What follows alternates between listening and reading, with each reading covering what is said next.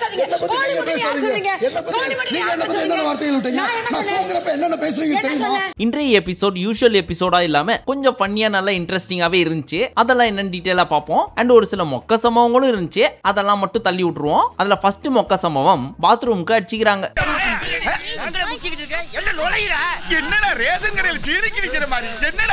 சபரி என்ன சொல்றாரு, குளிக்க போறவங்க போங்க, ஆனா யாரு ஃபர்ஸ்ட் போறாங்களோ அவங்களுக்கு தான் பாத்ரூம் அப்படின்னு சொல்லி பேச்சுவார்த்தையில தான் வச்சிருந்திருக்காரு. ஆனா அத நடைமுறைக்கு கொண்டு வரதுக்கு முன்னாடி அரோரா போய் சபரி இப்படி சொல்லிட்டாரு, இதான் புது ரூல் அப்படின்னு சொல்லி இருக்காங்க. அதை கேட்டு நான் தான் ஃபர்ஸ்ட் வந்தேன், நான் தான் போவேன், நீ ஃபர்ஸ்ட் வந்தனா போய் குளிச்சுட்டு வந்திருக்கணும்ல, அதை விட்டு குளிக்காம இங்க எங்கேயும் சுத்திட்டு இருக்கிற, அது வரைக்கும் மத்தவங்க வேடிக்கை பார்ப்பாங்களா அப்படின்னு அம்மா சல்லிக்கு பிரோஜனம் இல்லாத ஒரு மேட்டரை வச்சு அரோரா, கெமி, சபரி எல்லாம் வள வள வள வளன்னு பேசிட்டு இருக்காங்க. இப்ப நான் சொன்னது வெறும் ஹிண்ட் தான். இத டீடைலா போய் பார்த்தோம்னு வச்சுங்களேன், இதெல்லாம் அன்சீன்ல போற அளவுக்கு கூட உருப்படியான சம்பவமே கிடையாது. இதை எடுத்துன்னு வந்து ஒரு சம்பவமா நீ சொல்ற பத்தியா, உன்னை எல்லாம் எதை கொண்டு அடிக்கிறது அப்படின்னு என்ன துப்புவீங்க. இந்த அசிங்கமான ஆட்டோகிராஃப்லாம் பெரிய என்கிட்ட சொல்லிட்டு இருக்கிற விஷயத்துக்கு வா. அடுத்து இந்த முஸ்தபா ரெண்டும் சேர்ந்து என்ன பண்ணிச்சிங்க தெரியுமா, ஜாலியான டாக்கா ஸ்டார்ட் ஆகி அடுத்த 10வது செகண்ட்லயே அடிச்சுக்க ஆரம்பிச்சிருச்சிங்க. சரி பிரச்சனை முத்தி வேற லெவல்ல போயிரும் போல இருக்கே அப்படின்னு பார்த்துட்டு இருந்தா திடீர்னு கட்டி புடிச்சு குழஞ்சிக்குதுங்க. அப்ப ஃப்ரெண்ட்ஸ் ஆயிட்டாங்களா அப்படின்னு பார்த்தா அடுத்த 10வது செகண்ட் மறுபடியும் முட்டிக்குதுங்க. ஆக்சுவலா வினோத் என்ன சொன்னாரு, என்ன ராஜா அவர்களே, ராஜாவா அடுத்து என்ன பண்ண போறது ஐடியா பண்ணிருக்கீங்க அப்படின்னு கேட்க, எதுவும் பண்ணலைங்க, இப்ப யாராவது தோசை சுட்டா அங்க போய் உட்காந்து பல்ல, நேத்து கூட 3 தோசை போட்டாங்க பாருங்க, எப்படா தோசை வரும்னு சொல்லி அந்த கிச்சனையும் சுத்தி சுத்தி வருது குட்டி போட்ட பூனை மாதிரி அப்படின்னு கலாய்க்க, யோ சுமாரிய வாய மூட்டு அப்படின்னு கடுப்பாயிட்டாரு. ஏன் பாஸ் ஓவரா பேசிட்டு இருக்கீங்க? ஏ கோச்சிட்டியா கோவப்பட்டியா அப்படின்னு இவர் கலாய்க்க, நான் கோச்சிக்கிறேன் இல்லப்பா சும்மா தோசை தோசை அப்படின்னு இவர் கலாய்க்க, கரிசட்டியை வழிச்சு நக்கன வந்தானே நீ, கரிசட்டி அப்படின்னு அவர் கலாய்க்க, தோசை கரிசட்டி அப்படின்னு மாறி மாறி திட்டிக்கிச்சிங்க. அப்புறம் கட்டி பிடிச்சி குழஞ்சிக்கிச்சிங்க. அதை அப்படியே ஸ்லோமோல வச்சு முஸ்தபா பாட்டை போட்டோன்னு வச்சுங்க, வினித்து அப்பாஸே தோத்துருவாங்க. அவ்வளோ பர்ஃபெக்டா சிங்க் ஆகும் இவங்களுக்கு.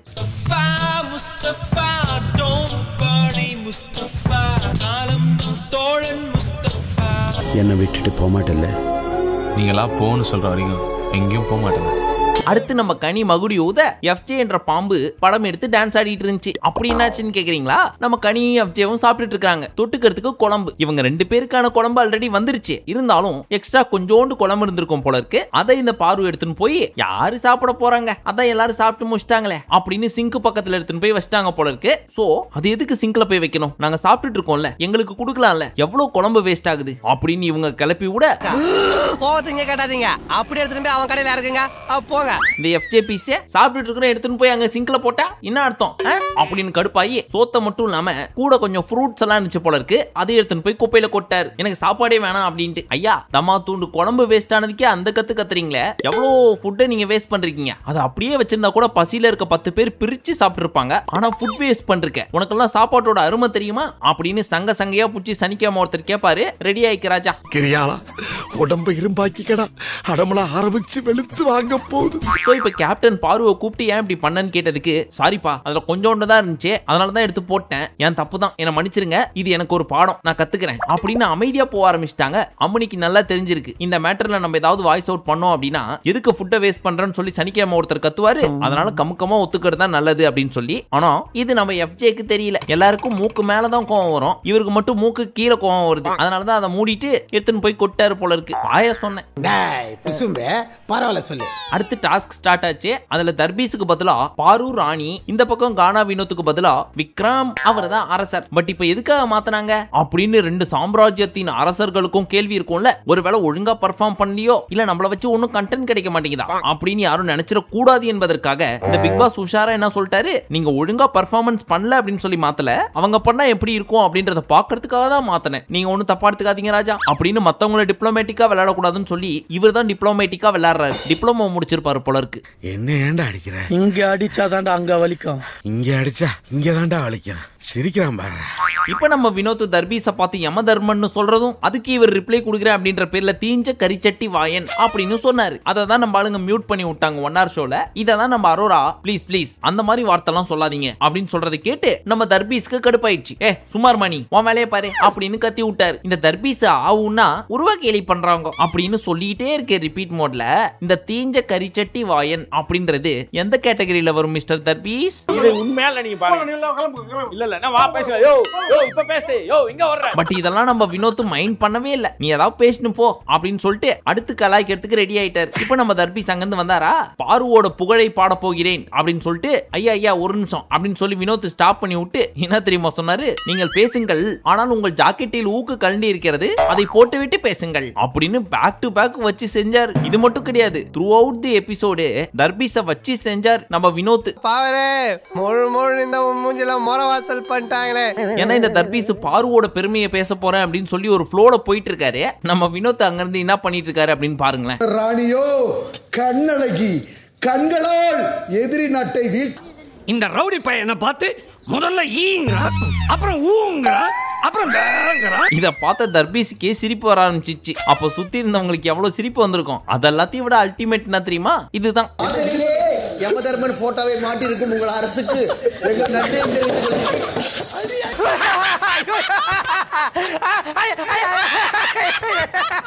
உண்மையிலேயே இதெல்லாம் பார்த்து குறைஞ்சது ஒரு 5 நிமிஷமாவது சிரிச்சிருப்பேன். ஏன்னா கவுண்டர் கொடுக்குறேன்னு சொல்லி நம்ம தர்பீஸும் கலாய்க்க ட்ரை பண்ணுது. ஆனா பெருசா ஒன்னும் ஒத்து வர மாட்டேங்குது. ஆனா போற போக்குல நாய சூ அப்படின்னு பத்தி விடுற மாதிரி ஒரு கவுண்டரை போட்டு விடுறாரு வினோத். அதை கேட்டு தர்பீஸோட சாம்ராஜ்யத்துல இருக்கவங்களும் சேர்ந்து சிரிக்கிறாங்கன்னா பாத்துக்குங்க. முட்டை பப்ஸ் ஆசைப்பட்டு வந்துட்டியே பிக் பாஸ், வந்ததுல இருந்து பாக்குறோம் நீ ஒரு டமாசே. மொக்க பில்லடு போட்டு இவ்வளவு நேரம் அறுத்தே, கிஞ்சி போன தொண்டையில பாட்டத்தானே கெடுத்த. ஒரு பக்கம் வினோத்தும் அமித்தும் பாட, இந்த பக்கம் ரம்யா கெமி கம்ருதீனும் ஆட, அந்த பக்கம் நம்ம தர்பீஸுக்கு உச்சக்கட்ட காண்டாவது. இருந்தாலும் எதுவும் வெளிக்காட்ட முடியல. இருந்தாலும் நீங்களே சொல்லுங்களேன், இந்த பீஸோட கெட்டப்பெல்லாம் பார்த்தா அமைச்சர் மாதிரியா இருக்கு. வினோத் சொல்ற மாதிரி யமதர்மனுக்கான 10 பொருத்தமும் பக்காவா இருக்கு. கையில ஒரு கயிறையும் உட்கார்றதுக்கு ஒரு எரும மாடியும் கொடுத்துட்டோம் அப்படின்னா யமதர்மனே தோத்து போயிருவார். அந்த அளவுக்கு பர்ஃபெக்டா இருந்துச்சு. அழகே பொறாமைப்படும் பேரழகி. இப்ப நம்ம ராஜமாதா என்ன பண்ணாங்க, எதிரி நாட்டின் முன்னே தர்பீஸ் அசிங்கப்படுத்தி விட்டார் நம்ம பெண்ணை அப்படின்னு அரோராவை ஏய் நீ சும்மா இருக்க நேரம் அப்படின்னு தர்பீஸ் திட்டினத பாரு முன்னாடி ஹைலைட் பண்ணி காமிக்கிறாங்க. அதுக்கு நம்ம பாரு, எதிரி நாட்டு அமைச்சர் நம் நாட்டு அமைச்சரை பார்த்து யமதர்மன் என்று உருவகேலி செய்திருக்கிறான், அதை பார்த்து விட்டு நீ எதிர்த்து கேட்காமல் வேடிக்கை பார்த்திருக்கிறேன், ஏன் கேட்கவில்லை அப்படின்னு கேட்டதுக்கு நான் முன்னாடியே சொன்னேன் இவரையும் வாய மூடுங்கள் அவரையும் வாய மூடுங்கள் என்று அப்படின்னு தமிழை போட்டு கொன்னு கொலையா எடுக்க பார்த்தீர்களா, பயத்தில் இவர் வாயிலிருந்து தமிழ் எப்படி கொப்பளிக்கிறது. ஃபைனலி பாரு தீர்ப்பு என்ன கொடுத்தாங்கன்னா, என் தங்கை என் இறப்பிற்கு பின் வரப்போறவள், அவளை பார்த்து எதிர்நாட்டு அரசன் முன் இப்படி அவமதிப்பாக பேசியிருக்கிறாய், அதனால் இவர் என் தங்கையிடம் மன்னிப்பு கேட்க வேண்டும்.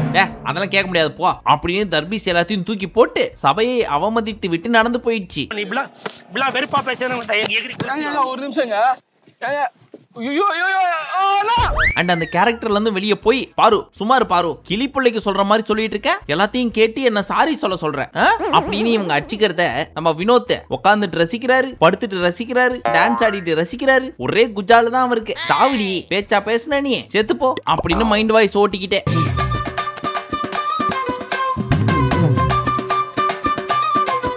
பட் இதெல்லாம் போயிட்டு இருக்கிறப்போ நம்ம திவ்யா இருக்காங்கல்ல, அப்படியே கேஷுவலா சேர்ல உட்கார போனாங்க. கட்சியில சேர் தள்ளி போய் தொபுக்கடின்னு கீழே விழுந்துட்டாங்க. மத்தவங்க யாரும் இதை பார்த்து சிரிச்சிட கூடாது என்பதற்காக முன்கூட்டியே இவங்களே சிரிச்சு அப்போதைக்கு சமாளிச்சிட்டாங்க. இப்ப நம்ம தர்பீஸ்க்கு சப்போர்ட்டுக்கு யாருமே வரல அப்படின்னு எங்க போவாரு, நல்லா யோசிச்சு சொல்லுங்க. என்ன சார் ப்ராப்ளம்? அவரே தான். எஸ், நம்ம பிக் பாஸ்ட்ட போய் பிக் பாஸ் இவங்கலாம் ரொம்ப ஐஷாட்டியம் பண்றாங்க, என்ன தப்பா எடுத்துக்காதீங்க, இந்த கேம் விட்டு நான் வெளில வந்துட்டேன், இந்த டாஸ்க்ல நான் விளையாட போறது கிடையாது, இந்த கோழி முட்டி கனி குரூப்பிசம் பண்ணி எல்லாரையும் தூண்டி விட்டுட்டு இருக்கு அப்படின்னு சொல்ல அக்காவுக்கு உச்சக்கட்ட கோவம் வருது. பல்ல பயங்கரமா கடிக்கிறாங்க. ஒருவேளை கேமராவை 2 நிமிஷம் ஆஃப் பண்ணணும்னு வச்சுக்கோங்க, தர்பீஸ ஒரு சட்டியில போட்டு கீரை கடையிற மாதிரி கடைஞ்சி கக்கூசுல ஊத்தி விட்டுருவாங்க போல இருக்கு. அந்த அளவுக்கு கடுப்புல இருந்தாங்க.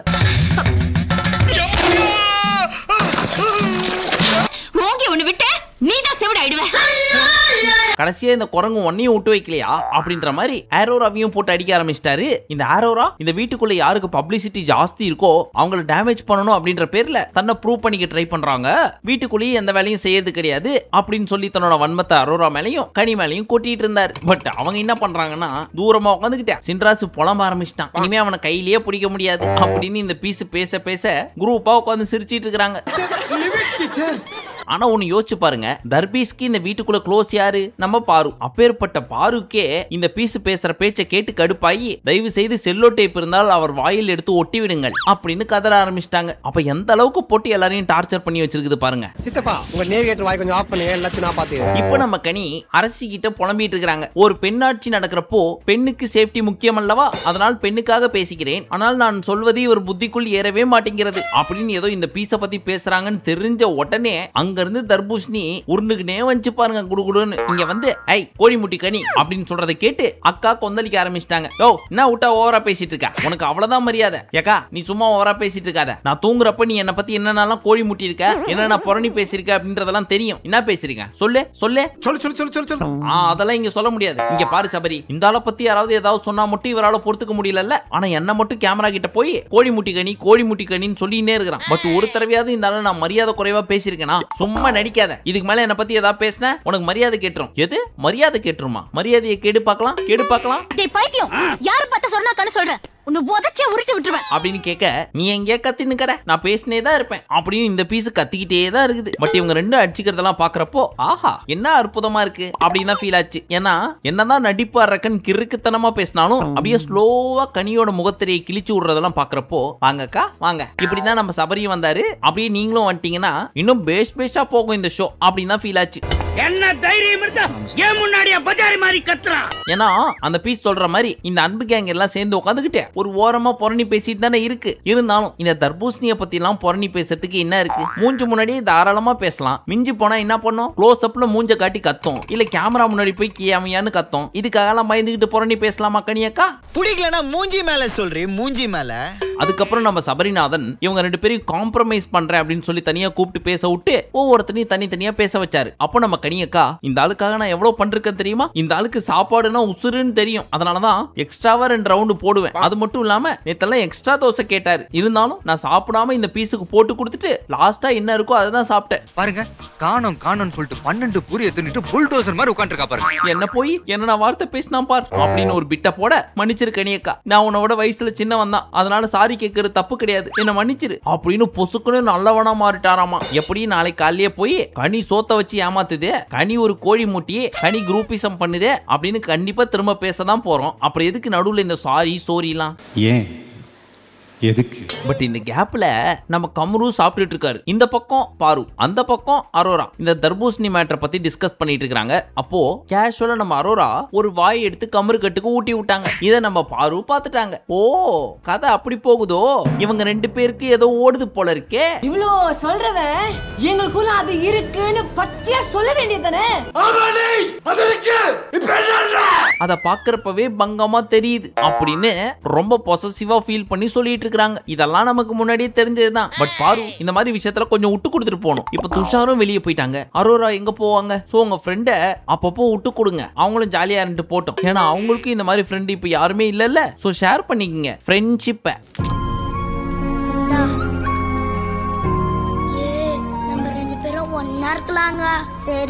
அடுத்தது கண்ணாமூச்சி ரேரே விளையாண்டாங்க. அதாவது ஒவ்வொரு டீமும் 3 கொடி அப்படின்ற பேர்ல அவங்களோட கொடியை மறைச்சு வச்சிருப்பாங்க. அதை எதிர்நாடு போய் கண்டுபிடிக்கணும். யாரு ஃபர்ஸ்ட் எல்லாத்தையும் கண்டுபிடிச்சு அதிக பிளாக நட்டு வைக்கிறாங்களோ அவங்களுக்கு தான் ஹையஸ்ட் பாயிண்ட். அதன்படி தர்பீஸ் சாம்ராஜ்யம் வின்னர். எப்படி 13 நிமிஷம் போனதை 10 செகண்ட்ல சொல்லி முடிச்சிட்டேன் பாத்தீங்களா? ஏன்னா இதுக்கு மேல சொல்றதுக்கு இதுல ஒரு டேஷும் கிடையாது. நானே எக்ஸ்ட்ரா பிட் போட்டு தான் உங்களுக்கு சொல்லிட்டு இருக்கிறேன். எப்படி மாமா நூடுல்ஸ் மட்டும் 2 நிமிஷம் பிடிச்சனா? ஆனா இந்த வியானா புத்திசாலி இருக்கே, அந்த பீஸ் என்ன தெரியுமா பண்ணுச்சு? எதிர்நாட்டோட கொடியை கண்டுபிடிக்க சொன்னா தன்னோட கொடியை எடுத்து கண்டுபிடிச்சிட்டேன் அப்படின்னு தூக்கின்னு வந்து எதிர்நாட்டு ஆளுங்களுக்கு காட்டி கொடுத்துச்சு.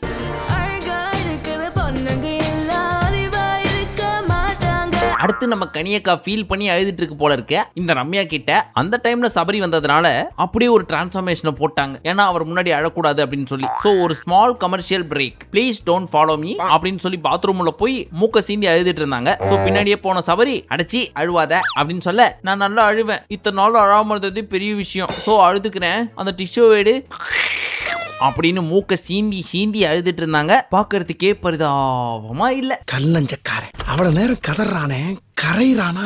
அது சரி, எல்லாருமே நம்மள மாதிரியே இருப்பான்னு நினைக்கிறது மகா முட்டாள்தான். அடுத்து நம்ம தர்பூசணி எப்பவும் போல ஒரு கேமராவை ஃபுல்லா மறைக்கிற மாதிரி மூஞ்சி எடுத்துன்னு வந்து க்ளோஸ் அப்ல வச்சு அவன் இப்படி பண்றான், அவன் அப்படி பண்றான், கனி சரியில்லை, அரோரா சரியில்லை, இந்த வீடு சரியில்லை, சோறு சரியில்லை அப்படின்னு கேப் விடாம கிட்டத்தட்ட 10 நிமிஷத்துக்கு மேல பேசிட்டு இருந்ததை பார்த்து கேமராமேன் கடுப்பாயிட்டாரு. சோ இந்த பீஸ் பேச பேச கேமரா ரைட் சைடுக்கு திரும்பிடுச்சு.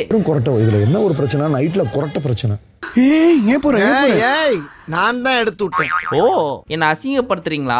விட மாட்டேன், அங்கேயே வந்து பேசுறேன் அப்படின்னு சொல்லிட்டு கொஞ்சம் கூட வெக்கமே இல்லாம அந்த கேமரா முன்னாடி மறுபடியும் போய் நின்னுக்கிட்டு ஹலோ மைக் டெஸ்டிங் அப்படின்னு கிளாப் எல்லாம் தட்டி கூப்பிடுது. ஆனாலும் கண்டுக்காம கேமரா முடிஞ்ச அளவுக்கு எவ்வளவு ரைட்டு திரும்ப முடியுமோ அந்த அளவுக்கு திரும்பிடுச்சு. ஆனாலும் விடாம போய் நிக்குது வெக்கமே இல்லாம இந்த பீஸ். அந்த கேமராக்கு மட்டும் வாய் இருந்துச்சுன்னா சத்தியமா அடி தொண்டையில எடுத்து காரி துப்பி இருக்கும். பட் இதெல்லாம் பாக்குறதுக்கு நிஜமாவே பயங்கர ஃபன்னா இருந்துச்சுப்பா. உங்களை எத்தனை பேர் சிரிச்சு செத்தீங்க இந்த சீன்லாம் பாக்குறப்போ?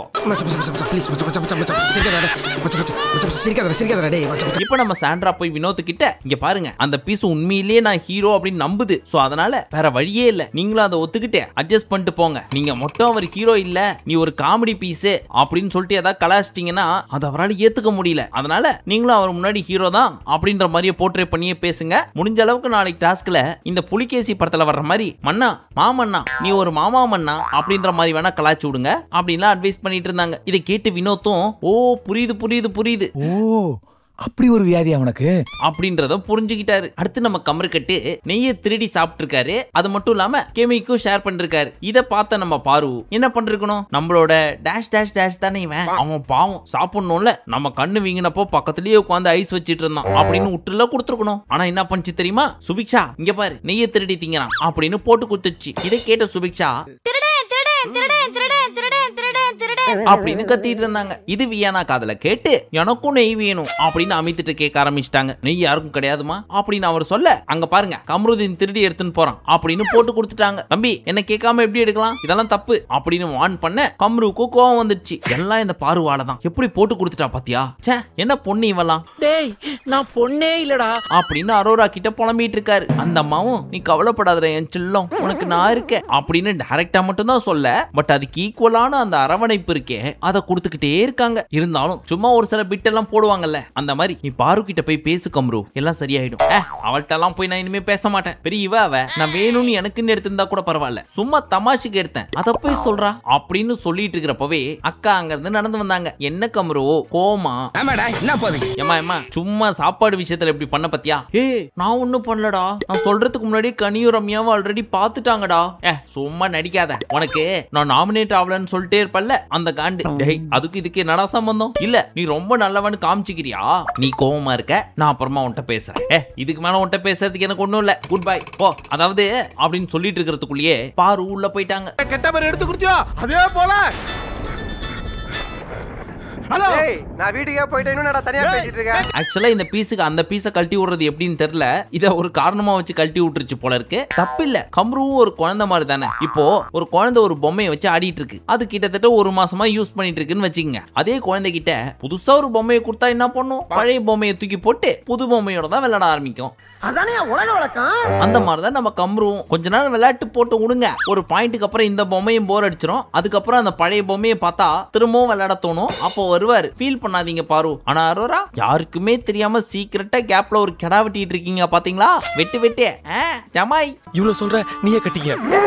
என்னங்க வந்த இடத்துல அவளை கட்டிக்கணும், உனக்கு மட்டும் எப்படி இருக்கு? சரி இதெல்லாம் விடுங்க, நான் சொல்றது கொஞ்சம் அப்படியே கீனா நோட் பண்ணி பாருங்களேன். இப்போ பார்வதி வர்றதுக்கு ஒரு 10 செகண்டுக்கு முன்னாடி சர்ன்னு அப்படியே ரீவைண்ட் போவோமா. இப்போ நம்ம அரோராவோட கை எங்க இருக்கு, கம்ருவோட தொட மேல இருக்கு. இப்போ அங்க இருந்து யாரோ வராங்க அப்படின்றது தெரிஞ்சிருச்சு. சோ பொசுக்குன்னு நம்ம அம்மனி அங்க இருந்து கை எடுத்துட்டாங்க. நீங்க தான் ஃப்ரெண்ட் ஆச்சே, கை போட்டு பேசுறதுல என்ன இருக்கு, ஜாலியா பேச வேண்டியது தானே, ஏன் பொசுக்குன்னு கை எடுத்துட்டீங்க, அதனால நாங்க தப்பா நினைக்க மாட்டோம், வச்சுக்கோங்க. வேண்டாம் சார்.